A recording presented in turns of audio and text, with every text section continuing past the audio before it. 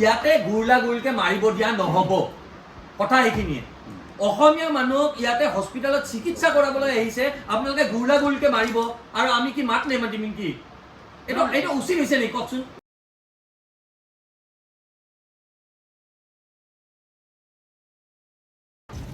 আৰু মেনেজমেণ্টৰ কোন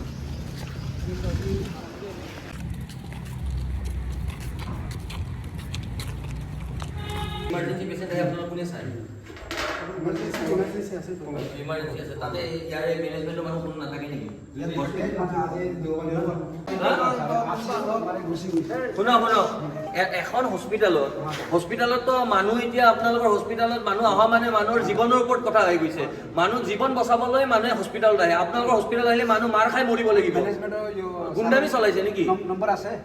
সিকিউৰিটি হৈ পেলাই আপোনালোকে বচাব লাগে নে মানুহ মাৰিব লাগে আপোনালোকৰ লিখিয়া মানুহবিলাক মাৰিছে মানুহ ESIC হস্পিটেলত ইয়াতে আমি উপস্থিত হৈছোঁ ইয়াতে এজন মেনেজমেণ্টৰ মানুহ নাই পলাই পট্টং দিছে সকলো পলাই পট্টং দিছে এজন মেনেজমেণ্টৰ মানুহ আমি প্ৰায় 15 মিনিট ধৰি ইফালৰ পৰা সিফালে ঘূৰাই আছোঁ তেওঁলোকৰ চিকিউৰিটি ইনচাৰ্জে আমাক ইফালৰ পৰা ইফালে লৈ যাই আছে কিন্তু এজন মানুহৰ লগত সাক্ষাৎ কৰাই দিব পৰা নাই এয়ে হ'ল নেকি আমাৰ চিকিৎসা ব্যৱস্থাৰ ফুফুলা স্বৰূপ এইখিনিয়ে এনে কৰে আপোনালোকে কাক জনাব যদি এডমিনিষ্ট্ৰেশ্যনৰ কোনো যদি মেনেজমেণ্টৰ মানুহে নাথাকে কোন মানুহে গুৰলা গুৰিকে মাৰিছে নাই আপোনালোকৰ মানুহে মাৰিছে নাই মাৰা এই পৰ্যন্ত আছে এতিয়া আইনত সেইটো সেই হৈ আছে যিটো ঘটনা ঘটিলে অতিকৈ দুৰ্ভাগ্যজনক চাওক লাজৰ কথা আৰু চিকিৎসালয়ত মানুহ আহে মানে জীৱনটো বচাবলৈ যে মই বেমাৰত পৰিছোঁ মই জীৱনটো বচাব লাগে মোক ডক্টৰখিনিয়ে বচাব সেইটো লৈয়ে আহে সেই মানসিকতাটো লৈ পেলাই কিন্তু ইয়াতে যদি আহি আপোনালোকৰ নিৰাপত্তাৰক্ষীয়ে হওক বা আপোনালোকৰ এডমিনিষ্ট্ৰেশ্যনৰ মানুহে হওক যদি এনেকৈ গুৰলা গুৰিকে ৰুমত সোমাই পেলাই পিতাৰ দৰে ঘটনা ঘটে তেনেহ'লে আপোনালোকৰ ইয়াতে মানুহ আহিবলৈ সাহস কৰিবনে সাধাৰণ মানুহ আৰু আপুনি মূৰ ফাটিলে এই চিলাই কৰিবলৈ হস্পিটেলত আহে ইয়াতে মাৰ খাই পেলাই চিলাই দিব লগা অৱস্থা যদি হৈ পেলাই ইয়াৰ পৰা মানুহ যাব লগা হয় তাতকৈ দুৰ্ভাগ্যজনক ঘটনা কিবা হ'ব পাৰে নেকি হয়নে নাই এই বস্তুটো মানুহে এটা বিশ্বাসত আহে যে চিকিৎসালয়ত আহিলে আমি মানুহটো বাচিম কিন্তু ইয়াতে আহি পেলাই মাৰ খাই পেলাই মৰিব লগা যদি অৱস্থা হয় তেওঁলোকে যিটো কৰিছে দেই আমাৰ যিটো পুলিচ আহিছে বা তেওঁলোকে যি ব্যৱস্থা লৈছে আমি তেওঁলোকক পূৰা সহায় কৰিছোঁ ভিডিঅ' ফুটেজ লৈছে বা তেওঁলোকক এৰেষ্ট কৰিছে আমি একদম সহায় কৰি আছোঁ তেওঁলোকক যেতিয়া পুলিচে আহিছে ভিডিঅ' ফুটেজ বিচাৰিছে আমি তেওঁলোকক দিছোঁ আৰু কালি দুৰ্ভাগ্যজনক ঘটনা আৰু ভয়ানক ঘটনা সংঘটিত হ'ল তেওঁলোকৰ পৰা আভাস ল'লোঁ তেওঁলোকৰ মনৰ কথা জানিলোঁ আৰু আমাৰ মনৰ কথা আমাৰ দাবীসমূহ তেওঁলোকৰ আগত ৰাখিছোঁ আৰু এই কথাটো স্পষ্ট তেওঁলোকে এই ঘটনাটো অতিকৈ দুৰ্ভাগ্যজনক বুলি কৈছে তেওঁলোকে ষ্টেপ লৈছে আৰু যিখিনি আইনী প্ৰচেছ সেইটোত তেওঁলোকে সহযোগ কৰিম বুলি আমাক কথা দিছে আৰু দ্বিতীয়তে আমি আমাৰ ফালৰ পৰা দাবী জনাইছোঁ যিটো চিকিউৰিটি এজেঞ্চিয়ে ইয়াতে তেওঁলোকে কাম কৰি আছিল সেই চিকিউৰিটি এজেঞ্চিটোৰ ওপৰত তেওঁলোকে ষ্টেপ ল'ব লাগে পদক্ষেপ ল'ব লাগে ব্যৱস্থা ল'ব লাগে আৰু দ্বিতীয়তে যি দুজন মানুহক এনেকৈ গুৰলা গুৰিকে প্ৰহাৰ কৰা হ'ল তেওঁলোকৰ সমস্ত খৰচ ক্ষতিপূৰণ চিকিৎসা ব্যৱস্থাৰ সমস্ত খৰচ ESIC হস্পিটেল আপোনালোকে বহন কৰিব লাগিব হাস্য অনুসৰি বা আমি সেই পৰিৱেশটো যিটো আভাসটো পালোঁ তাৰ সেই অনুযায়ী আপোনাৰ তাতে 10ৰ পৰা 15জন মানুহ আছে বাকী 12জন মানুহ কোন আমাক সেইটো লাগে সেই ৰুমটোত যে গুৰলা গুৰিকে মৰা হয় 3জন মানুহে মৰা নাই এইটো কথা স্পষ্ট আমি গোটেইখিনি ফুটেজ তেওঁলোকে যেনেকৈ বিচাৰিছে বশিষ্ঠ থানাৰ পৰা আহিছিল আমি গোটেই ফুটেজবিলাক তেওঁলোকে এনকুৱাৰী কৰি যদি আৰু কাৰোবাক হেৰি কৰিব খোজে আমি গোটেই ডেফিনেটলি সহায় কৰিম আৰু এই যে গ্ৰুপ 5 নামৰ আপোনালোকৰ এজেঞ্চিটো যাৰ কাৰণে আজি এই গোটেই ঘটনাটো সংঘটিত হ'ল এওঁলোকৰ ওপৰত আপোনালোকে কেনেকুৱা ধৰণৰ কি পদক্ষেপ তেওঁলোকে আমাৰ এডমিনিষ্ট্ৰেশ্যনে কালি অলৰেডি তেওঁলোকক জনাই দিছে তেওঁলোকৰ মালিকজন যিজন ৰাজু কলিতা তেওঁ বাহিৰত আছিল গতিকে তেওঁ কৈছে অহাৰ লগে লগে আহিব গতিকে আমাৰ ডেফিনেটলি অলৰেডি আমাৰ ফালৰ পৰা এটা ডিমাণ্ড হ'ল যে গ্ৰুপ 5 গোটেই সেইটো বস্তুটো আপোনালোকে চেঞ্জ কৰক গ্ৰুপ 5 টো আপোনালোকে চেঞ্জ কৰিব লাগিব 100% দিম গ্ৰুপ 5 ৰ লগত আপোনালোকে যিটো এই চুক্তিত সেই হৈ আছে সেই বস্তুটো সেই কৰক বদনাম এটা হৈছে গম পাই নে আমি নিবিচাৰোঁ যেতিয়া মানে এইটো ঘটনা যেতিয়া সংবাদ মাধ্যমৰ জৰিয়তে আমাৰ চবৰে হাতে হাতে আহি পৰিলে মোবাইলত মানে ভাবিবলৈ টান হৈছে যে ESIC হস্পিটেলে এনেকুৱা ধৰণৰ ঘটনা সংঘটিত কৰিছে মানে সিকিউৰিটি তাতে কিবা সুধিলে বেয়া পায় কাৰোবাৰ এটা প্ৰশ্ন কৰিলে বেয়া পায় আৰে প্ৰশ্নটো মোৰ দেৰি হৈ আছে মই ৰিপৰ্টটো 9টাত পাব লাগে 9:30 বাজিছে মই প্ৰশ্ন সুধিমেই স্বাভাৱিক কথা, মই প্ৰশ্ন সুধিমেই আৰু সেই প্ৰশ্নটোৰ উত্তৰটো যদি দিব নোৱাৰে ঠিক আছে, কিন্তু সেই বুলি উঠাই লৈ যাই পেলাই এটা ৰুমত গুলা গুলিকে মাৰিব, সেই কথাটো নহ'ব নহয়। সেই বস্তুটো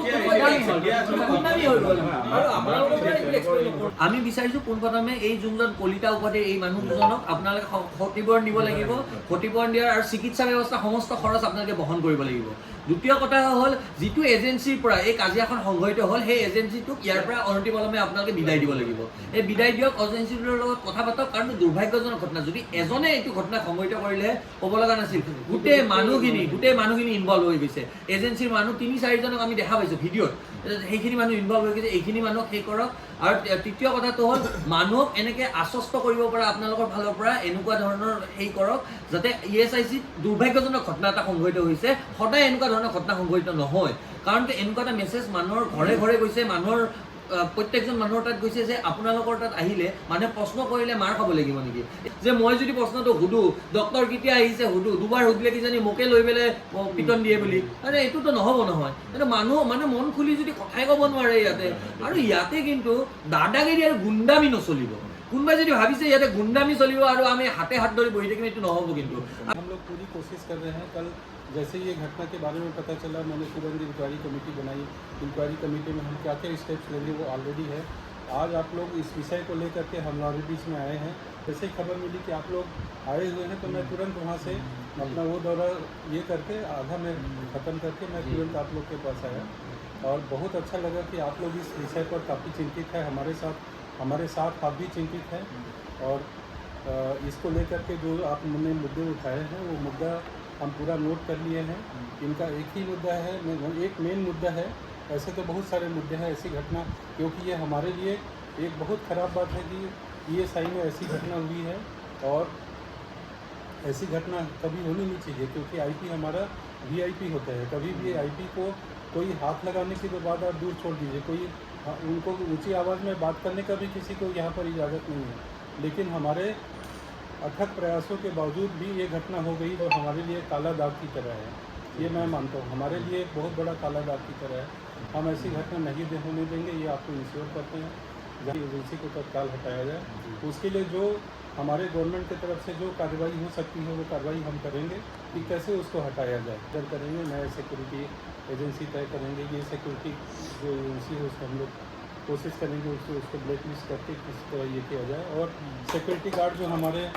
बीच में जो अभी उपलब्ध हैं उन सिक्योरिटी गार्ड्स को हम लोग ट्रेनिंग की व्यवस्था करेंगे जिससे ऐसी घटनाएं ना हो। और हम लोग आप लोगों से भी हाथ जोड़ के रिक्वेस्ट कर रहे हैं कि आप भी मेरे बिहाफ में आपको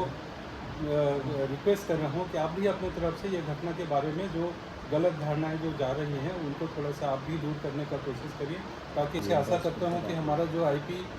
जहाँ कहीं भी अभी जो हमको खबर मिला है कि शायद GMC में है ना, जो हमारा IP है GMC में है ना, तो वो जल्दी से जल्दी स्वस्थ हो उसकी कामना करता हूँ। और बाकी आप लोग आए और आप लोगों ने अपना